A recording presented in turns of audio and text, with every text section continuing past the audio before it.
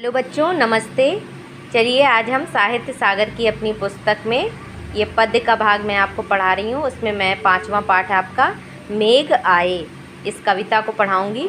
इसमें आपके जो कवि हैं इसके वो सर्वेश्वर दयाल सक्सेना हैं। तो सबसे पहले हम जल्दी से कवि का परिचय देख लेते हैं। सर्वेश्वर दयाल सक्सेना जो हैं आपके वो नई कविता के विख्यात कवि हैं। इनका जन्म उत्तर प्रदेश के बस्ती ज़िले में 15 सितंबर 1927 में हुआ था। सन 1949 में इन्होंने इलाहाबाद विश्वविद्यालय से एमए की परीक्षा उत्तीर्ण की थी। इन्होंने सन 1965 में दिनमान साप्ताहिक पत्रिका के उपसंपादक के पद पर कार्य किया था।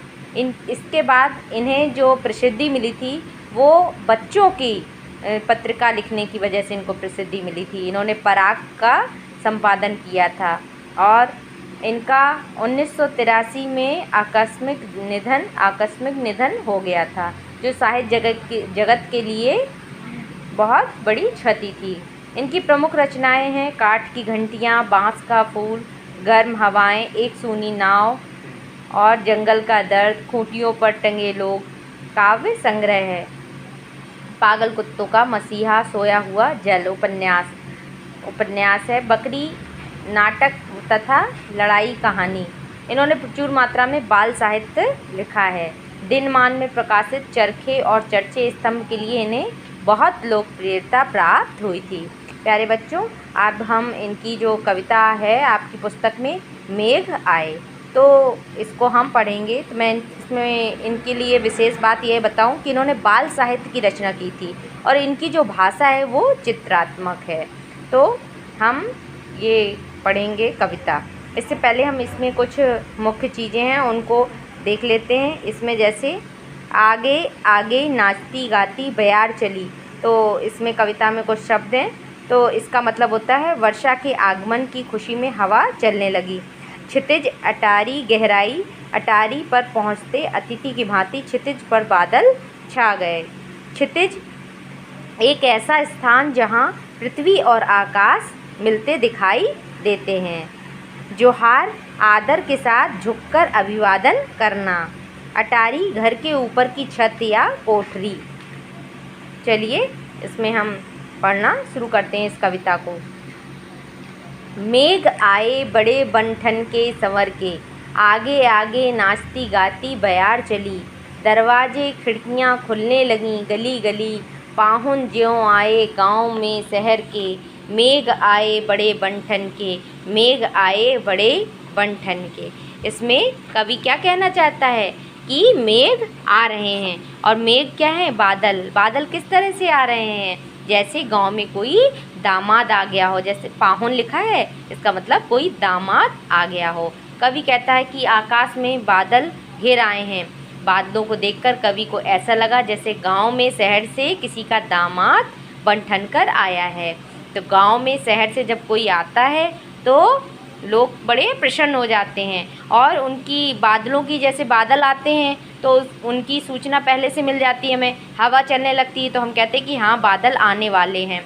इसी तरह से जब गांव में दामाद आ रहे हैं तो लोग प्रसन्न हो रहे हैं और उनके आने की सूचना जब मिल रही है तो खिड़की दरवाजे खुलने लगे हैं। तो मेघ रूपी दामाद को देखने के लिए सभी लोग आतुर हैं।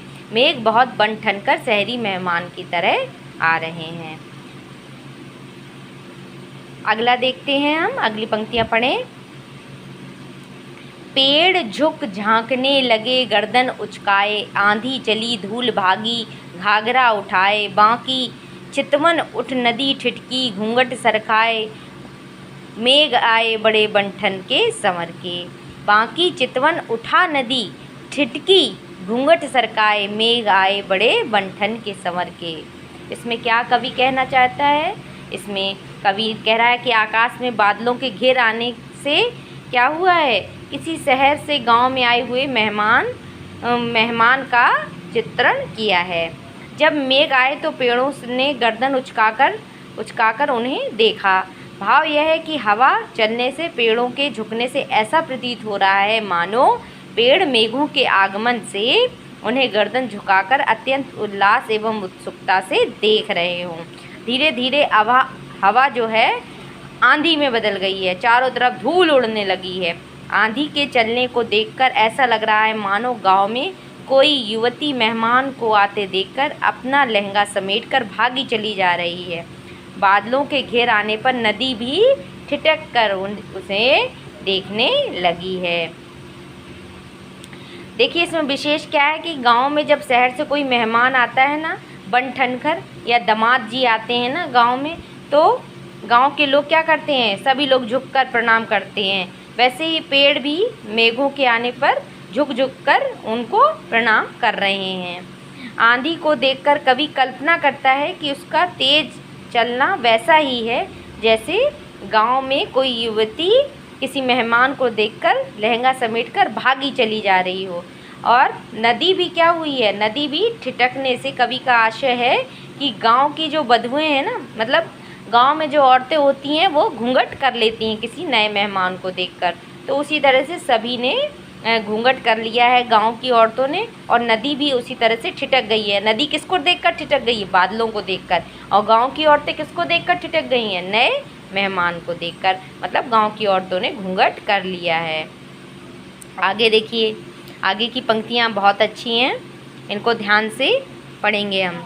बूढ़े पीपल ने आगे बढ़कर जुहार की, बरस बाद सुध लीनी, बोली अकुलाई लता ओठ हो किवार की, हर साया ताल लाया पानी परात भर के, मेघ आए बड़े बंठन के, मेघ आए बड़े बंठन के। इसमें क्या कहा गया है, बूढ़े पीपल ने, मतलब जो पीपल का पेड़ होता है ना, वो क्या है, पीपल का पेड़ बहुत बहुत समय तक रहता है, मतलब काफ़ी लंबी आयु होती है कहते हैं पीपल के पेड़ की। तो यहाँ पर मेघों का स्वागत कौन कर रहा है, बूढ़ा पीपल कर रहा है। लता को ऐसी युवती के रूप में दिखाया गया जिसका पति उससे 1 वर्ष बाद मिलने आया हो। इसी प्रकार तालाब भी मेघों के आगमन पर खुश हो गया है, क्योंकि मेघों के आने से उसमें पानी भरेगा। जब गांव में कोई मेहमान या दामाद आता है तो घर का बड़ा बूढ़ा बुजुर्ग स्वागत करता है, अभिवादन करता है। उसी प्रकार पीपल के वृक्ष ने भी मेघों का स्वागत किया। गांव में कोई पत्नी अपने पति के सामने नहीं आती है, इसलिए कवि कल्पना कर रहा है कि लता किवाड़ की ओट में खड़ी होकर अपने पति को 1 वर्ष बाद आने का उल्हाना दे रही है। दामाद के चरण धोने का रिवाज है, तो कवि कल्पना करता है कि तालाब भी खुशी खुशी परात में पानी भरकर लाया है कि मेहमान के चरण धोए जा सके। और प्यारे बच्चों, यहाँ बूढ़ा शब्द इसलिए प्रयोग किया है क्योंकि पीपल के पेड़ की आयु बहुत लंबी होती है। चलिए अगली पंक्तियाँ हम लोग देखते हैं। क्षितिज अटारी गहराई, दामिनी दमकी, क्षमा करो गांठ खुल गई अब भरम की, बांध टूटा झरझर मिलन के, अश्रु ढर के, मेघ आए बड़े बंठन के, मेघ आए बड़े बंठन के। इसमें कवि क्या कहना चाहता है, इसमें कहना चाहते हैं कि आकाश में बादल छा गए हैं, क्षितिज पर गहरे बादलों में बिजली चमकी और वर्षा शुरू हो गई। कवि ने इस संबंध में कल्पना की है कि मेहमान और उसकी पत्नी का मिलन हुआ है। पत्नी ने अपने पति को 1 वर्ष बाद देखा है, तो वह उन्हें उल्हाना भी दे रही है, लेकिन वो खुश भी है, बहुत प्रसन्न भी है। तो एक बिजली सी कौंध गई है पत्नी के मन में, और जो उसके मन में भ्रम था वह गांठ खुल गई है, तो मन की सारी शंकाएं दूर हो गई हैं। यहाँ पर दोनों लोग बड़े खुश हैं। खुशी से क्या हुआ है, उनके अश्रु बहने लगे हैं। जो 1 वर्ष का वियोग था वो क्या हो गया है, वह दूर हो गया है, और खुशी से उनके मानो आंसू बहने लगे हैं। तो उसने क्या किया, उन्होंने अपने मेहमान से क्षमा याचना की है। ऐसा होता है ना, पहले बहुत दुख हो फिर बहुत खुशी मिल जाए, तो खुशी से आंसू बहने लगे हैं। तो प्यारे बच्चों, ये आज मैंने आपको कविता पढ़ाई, बहुत अच्छी कविता थी, मेघ आए। इसमें बहुत सुंदर चित्रण किया है कवि ने मेघों का। तो आप सभी लोग इनको ज़रूर पढ़िएगा, इस कविता को। प्यारे बच्चों, आज का वीडियो कैसा लगा ज़रूर बताइएगा। अगले वीडियो में मैं आपको सूरदास के विषय में पढ़ाऊँगी। धन्यवाद बच्चों।